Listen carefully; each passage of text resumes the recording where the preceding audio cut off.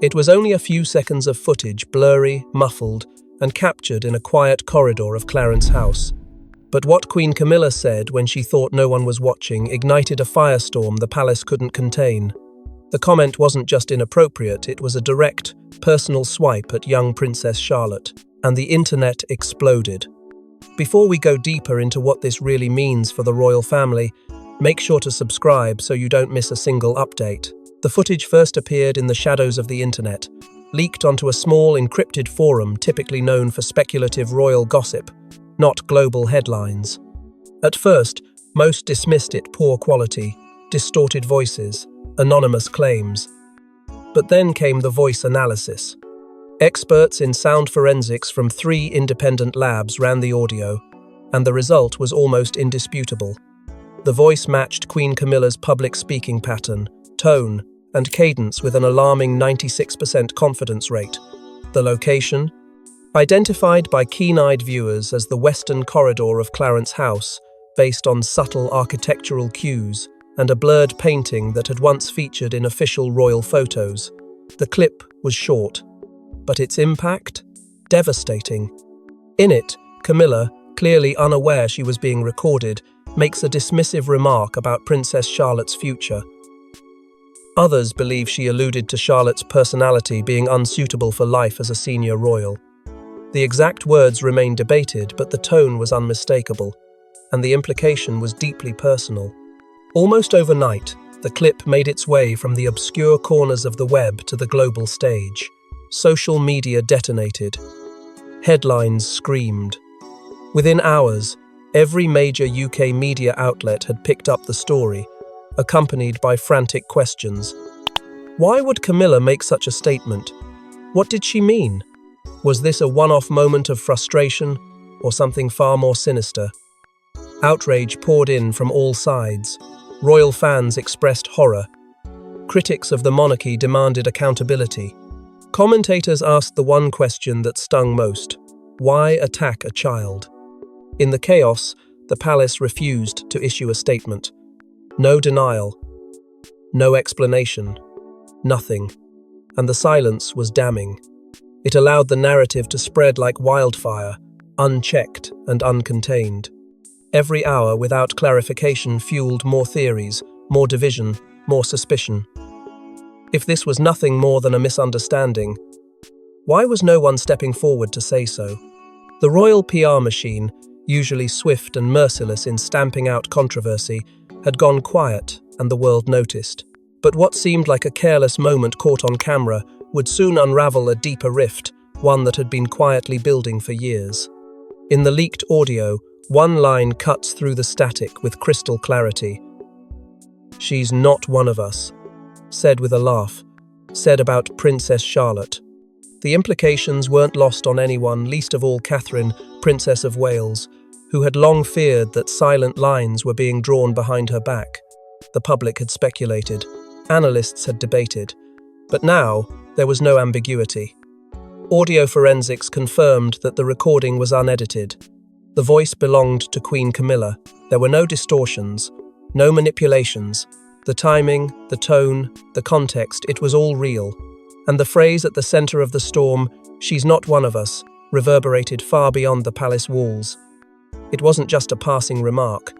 It was a dagger cloaked in laughter, a whisper of exclusion uttered with casual cruelty. And when that whisper was aimed at a child, it became something darker, something Catherine could not ignore. Inside palace circles, the phrase was dissected with surgical precision. Royal commentators, former aides, and linguistic analysts pored over its meaning. Was Camilla implying Charlotte didn't belong? That she didn't measure up? That she wasn't royal enough by blood, temperament, or tradition? Theories flourished. Some claimed it was a veiled dig at Catherine's commoner lineage, passed down to her children. Others believed it was rooted in long-standing tensions over succession optics, especially the increasing public affection for the Wales children and the implicit threat that posed to Camilla's legacy. Behind closed doors, the fallout was even more intense. Catherine, reportedly devastated upon hearing the clip, said nothing publicly. But those closest to her described a moment of emotional collapse, a painful mixture of anger, heartbreak, and disbelief. She had endured personal attacks before. But this wasn't about her. This was about her daughter. And that changed everything.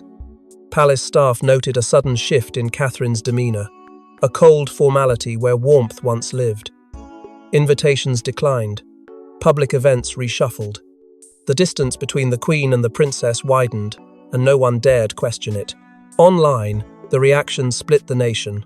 The hashtag wars began. Number Team Camilla versus Number Team Catherine. Opinion polls surged and crashed. Editorials flooded in, some calling the moment a misunderstanding, others condemning Camilla outright. Royal loyalists tried to spin the comment as a harmless joke, but the damage was already done. The phrase had exposed something raw, something festering beneath the polished surface of unity. And for the first time in years, the royal family felt less like an institution and more like a battleground. But this wasn't just about one comment, it was a spark to dry tinder, and what followed revealed just how fractured the family truly was. Inside the palace, Catherine said nothing publicly, but those close to her witnessed a transformation. Hurt, betrayal, and something new, quiet determination. Because, for the first time, the slight wasn't aimed at her but at her daughter. And that crossed a line Catherine could never ignore. She didn't seek a microphone. She didn't summon the press. Catherine, Princess of Wales, simply went silent, and the silence spoke louder than any statement. Behind closed doors, those closest to her described a woman devastated. Friends and aides witnessed a breakdown in private tears she struggled to contain when Charlotte asked innocent questions about the news, about the videos, about why people were talking about her. Catherine had faced humiliation before, but now it was her child at the center of ridicule. That pain was different. It was deeper, and it didn't fade. Prince William, on the other hand, was anything but silent. Those familiar with the situation reported that his fury was immediate and volcanic. He demanded answers from the palace and, more pointedly, from his father. How could such a statement be tolerated? How could the institution remain neutral when a young royal, his daughter, had been publicly undermined by someone inside the family? He pushed for a formal apology, not a backdoor letter, not a quiet phone call, a public, official correction. It never came. And that silence, once again, became its own kind of message. In response, Catherine began withdrawing, not from her duties but from proximity to Camilla. Events that once featured the two women side by side were subtly rearranged. Shared appearances grew rare. Even in unavoidable public engagements, the body language was unmistakable, stiff, rehearsed, and distant. The press noticed, the people noticed, and the palace, scrambling behind the scenes, tried to maintain the illusion of harmony. Smiling photos were released. Carefully curated captions were drafted. But the warmth was gone, and no amount of press control could manufacture what the public could clearly see. The emotional divide between the Wales family and Camilla widened with every passing day, and the more Catherine pulled away, the more support she gained from inside the royal household. Staff who had once remained neutral now whispered in loyalty to her. Her restraint, her grace under pressure, only magnified the contrast between her silence and Camilla's laughter. And while she refused to retaliate publicly, the consequences of her stillness began echoing through the institution. People were choosing sides, and many were choosing hers. As Catherine quietly distanced herself, another royal prepared to speak, and she had no intention of keeping the family's secrets buried. Princess Anne has always been the monarchy's iron backbone, but when she learned what Camilla said about Charlotte, even she couldn't stay silent. In a rare moment of public candor, Anne made her stance known. Family is not negotiable. For decades, Anne had been the palace's constant, unshaken by scandal, unmoved by popularity games, respected by those who feared no one else. But this time, even she could not remain neutral. The moment she heard the recording, the look on her face reportedly changed. According to multiple sources, Anne confronted Camilla in private within 24 hours. The meeting was brief, tense, and ended with one unambiguous warning: Say nothing further. You've done enough." But Camilla, still convinced the storm would pass, reportedly shrugged it off. That was a mistake, because Anne wasn't speaking on behalf of protocol, she was speaking on behalf of a family that had been pushed too far. Days later, a confidential palace memo leaked. Its wording was cryptic but clear enough for insiders to understand. There is serious concern from a senior royal regarding the sustained reputational risk tied to internal conflict. The phrasing bore Anne's fingerprints. Her concern wasn't just emotional, it was strategic. The monarchy's credibility, she warned, was unraveling from the inside. And the palace's inability to act was fueling that collapse. The media speculated wildly. Who was the memo referring to? But within royal circles, there was no doubt. Anne had drawn a line. Then came the moment that turned whispers into confirmation. At a formal engagement with Camilla and Catherine both present, Anne was seen deliberately repositioning herself on the opposite end of the royal procession. Her expression unreadable, her decision unmistakable. For the first time in decades, the Princess Royal publicly signaled division, and it wasn't about policy. It was personal. Her refusal to stand beside Camilla made headlines within minutes. And in that single gesture, the entire institution felt the tremor of internal collapse. Behind the scenes, palace aides scrambled to control the fallout. Camilla's team began pushing quiet reassurances. Press handlers leaked stories about misunderstood humor, trying to reset the narrative. But it didn't work, because Anne's silence carried weight. Her reputation earned, not gifted, was unimpeachable. And her defense of Charlotte didn't just protect a child, it signaled alignment. Anne had taken Catherine's side, whether she said it aloud or not. And the impact of that alliance changed everything. Suddenly, leaks began surfacing from unexpected places. Sources who had remained loyal for decades, now whispering to journalists, revealing details about conversations, meetings, and internal disputes that had long been protected. Some speculated Anne was behind it. Others said she had simply stopped trying to contain what the palace refused to confront. Either way, the result was the same. A monarchy that once appeared unified now looked like it was turning on itself. And for Camilla, the walls were closing in. But while Anne defended Charlotte's dignity, an unexpected figure re-entered the scene, bringing with her secrets the palace thought were long buried. Meghan Markle hadn't spoken about the monarchy in over a year, but when asked about Camilla's comment during an unscheduled interview, her answer sent headlines spinning.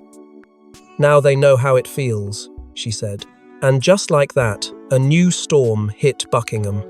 The moment was almost accidental, an impromptu appearance at a charity fundraiser in Los Angeles, Meghan stepping in as a last-minute guest of honor. The press hadn't expected her. Neither had the palace. But when a reporter called out a question about the leaked Camilla recording, she stopped, turned, and gave the kind of answer that needed no elaboration. It was just one sentence, but it cut deep. The reaction was immediate. Within hours, global outlets picked it up, dissected it, and pushed it to the top of every trending headline. Meghan had re-entered the royal conversation, and she did it with surgical precision. Though subtle in delivery, her words were anything but casual. She wasn't merely commenting, she was calling it out, drawing a direct line between Camilla's treatment of Princess Charlotte and the years of public scrutiny and private marginalization she and her own children had endured. Now they know how it feels. It was a statement layered in history. A quiet indictment of the palace's long-standing hierarchies, unspoken favoritism, and the generational silence that enabled them. Meghan didn't need to name names. She didn't have to. The world knew exactly what she meant. What followed was chaos. Camilla's defenders went on the offensive, accusing Meghan of exploiting the situation for attention. But many more voices emerged in solidarity: journalists, activists, public figures raising uncomfortable questions the palace had long managed to suppress. Was there a pattern to who was protected and who was sacrificed? Were some royals born into favor while others had to earn it endlessly and still came up short? In Charlotte's pain, the world saw a reflection of Meghan's own. And that comparison shattered whatever illusion of unity the palace had left. Prince Harry, rarely seen in recent weeks, released a brief but pointed statement the next day. He stood firmly with his wife. He expressed concern not just for Charlotte, but for what the entire situation revealed about the palace's deeply rooted issues.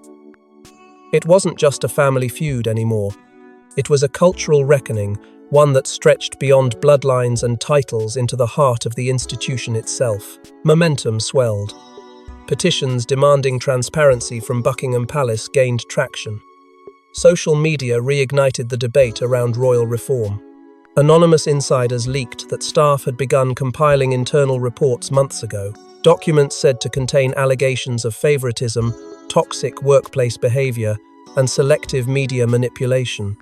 And now, those documents were rumored to be under threat of exposure. But while the press obsessed over Meghan's return, a much quieter figure had begun pulling the strings behind the scenes, setting the stage for a reckoning. Prince William has endured everything from scandal to betrayal with stoic resolve. But when his daughter became a pawn in palace politics, something inside him broke. Behind closed doors, aides say his fury was volcanic, and for the first time he questioned the crown itself. He didn't wait for a meeting to be scheduled. William walked directly into his father's private study and demanded an explanation. Why was nothing being done? Why had no one stepped forward to defend Charlotte? Why had the palace remained silent while Camilla's comment tore through the family and the nation alike? What started as a conversation quickly escalated into an argument that rattled the walls of the palace itself. Voices were raised, accusations were exchanged, and in that moment, the fragile hierarchy of the House of Windsor cracked under the pressure of a father's rage. William wasn't speaking as a future king. He was speaking as a parent who had watched his daughter publicly humiliated, while the monarchy he was meant to inherit stood by and did nothing. He gave his father a direct ultimatum. Camilla needed to issue a private apology to the family and a public statement to the country. Not a vague gesture, not a quiet correction. A real, visible act of accountability. The king, caught between the woman he loves and the heir who represents the future, refused to commit. And with that refusal came the most chilling threat of all. William, for the first time in his life, hinted that he was willing to walk away from his senior royal duties if the institution could no longer uphold its own values. The room reportedly fell silent after that, because those who heard it knew he meant it. Aides close to the confrontation described William as shaken but resolute. This wasn't a display for cameras. This was a man who had been pushed to his limit. A man who had swallowed one betrayal after another, always for the sake of the crown. But this time was different. This time, it wasn't about duty. It was about dignity. It was about his daughter. And no title, no crown, no press strategy was worth allowing her to grow up in an institution that stayed silent when it mattered most. From that moment forward, tensions between the King and the Prince of Wales reached a level unseen since the darkest chapters of the royal family's history. Joint appearances were postponed, internal schedules were quietly redrawn, and every interaction between father and son was layered with ice. The palace attempted to project unity, but the cracks were impossible to conceal. Because beneath the pageantry, a deeper battle had begun, one between preservation and principle. And this time, it wasn't just about succession. The monarchy was fracturing from within and outside the palace gates. The public was watching closely, ready to choose a side. It wasn't just outrage, it was heartbreak. A wave of public sympathy for Princess Charlotte swept through the nation. Old interviews, sweet gestures, and candid moments resurfaced online. The people saw her not as a royal but as a child, a daughter, a symbol of something sacred. Social media lit up with clips of Charlotte's warm smiles, her nervous glances at public engagements, her endearing interactions with her brothers and parents. Thousands of users stitched together compilations, in her defense, "Protect Princess Charlotte, she's just a child." Hashtags like #StandWithCharlotte, #HandsOffCharlotte, and #RoyalChildren are off limits dominated the digital conversation. What began as a backlash against Camilla's leaked comment became something much bigger. A national reckoning about how the monarchy handled its youngest, most vulnerable members. Across demographics, the lines blurred. Monarchists and critics, so often on opposite ends of public debate, found rare common ground. Whatever feelings people had about the crown, one thing became clear. Charlotte did not deserve to be caught in the crossfire of palace politics. For the first time in years, the monarchy's crisis wasn't centered on scandalous affairs or institutional failings. It was centered on a child, and the collective instinct was to protect her. The palace, blindsided by the scale of the response, launched a quiet but aggressive PR campaign to reclaim the narrative. Strategically released images of Camilla with children, carefully timed charity appearances, whispered leaks to the press about how the Queen Consort was deeply upset by the misunderstanding. But the public wasn't buying it. The damage had already reached the emotional core of the nation, and no staged photo op could unring that bell. Public opinion polls delivered the verdict in cold numbers. Camilla's favourability plunged to its lowest point since the early 2000s. In contrast, support for the Wales family, particularly Catherine and Charlotte, soared. Media watchdogs called out palace spin in real time, further eroding institutional credibility. Calls mounted for Camilla to temporarily step back from frontline duties to avoid further reputational harm. The palace, desperate to avoid escalation, refused to comment, hoping silence would once again provide cover. But this time, it didn't. Because this was no longer about one sentence caught on tape. It had become a reflection of something deeper, something older.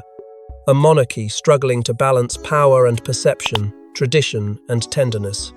And at the center of it all, a young girl became the embodiment of everything the public wanted to protect about the crown's future, its innocence, its humanity, its soul.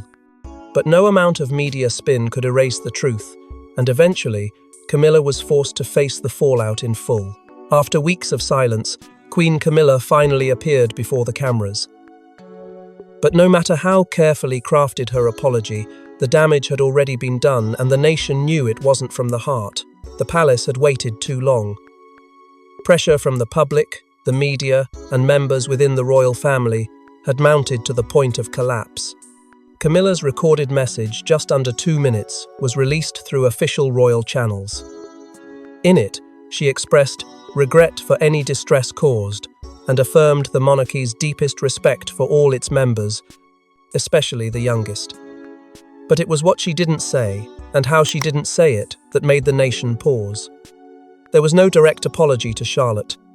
No mention of the comment itself, just vague regret, wrapped in stiff formality.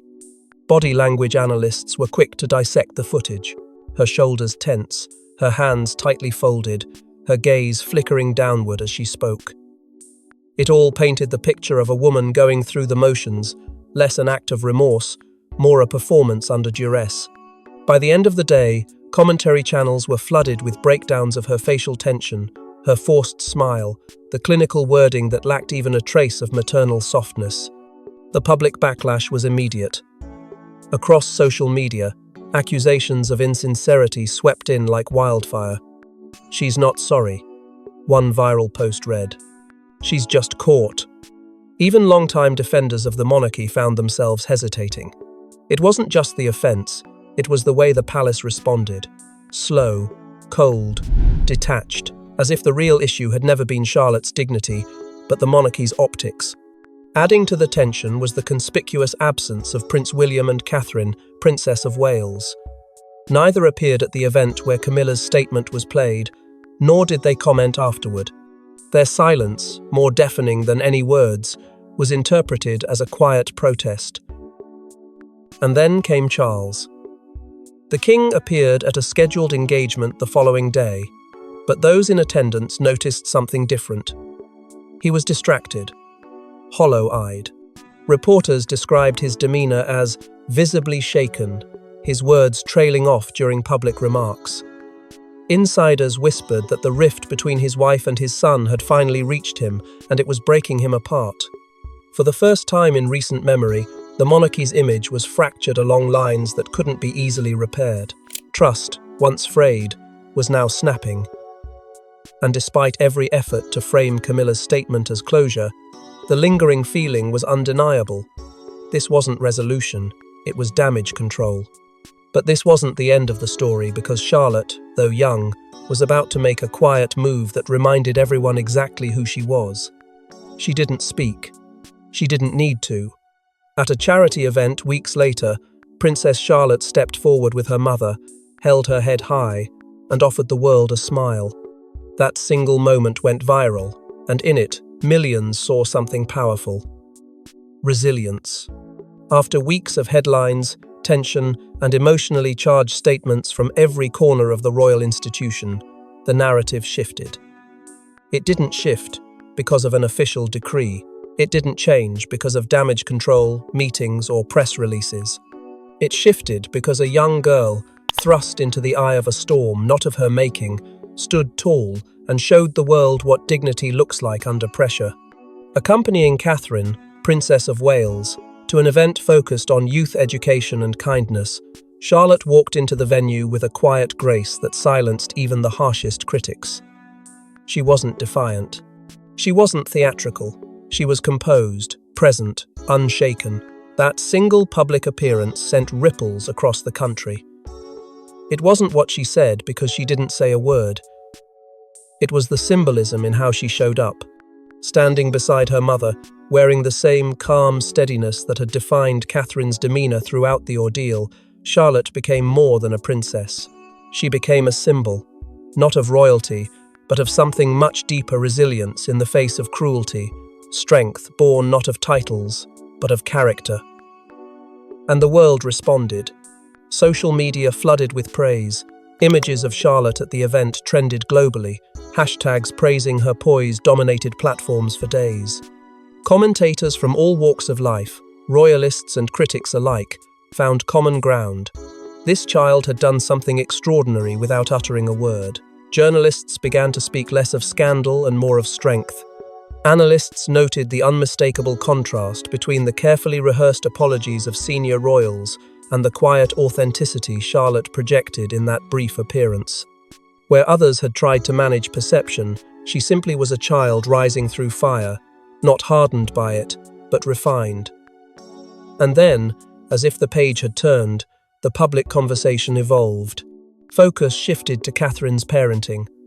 Articles praised the Princess of Wales for shielding her daughter without silencing her, for empowering her to step forward when she was ready, not when the palace dictated it. It became clear that the future of the monarchy wasn't just about titles and succession, it was about leadership by example. And the Wales family, through hardship and grace, had modelled exactly that. In many ways, that single appearance redefined how the world saw Charlotte, not just as a child of privilege, not as a royal pawn, but as a girl with a voice that didn't require volume to be heard. As someone who, through grace under fire, had already begun shaping her own legacy, and it wasn't just about her. That moment reflected something broader.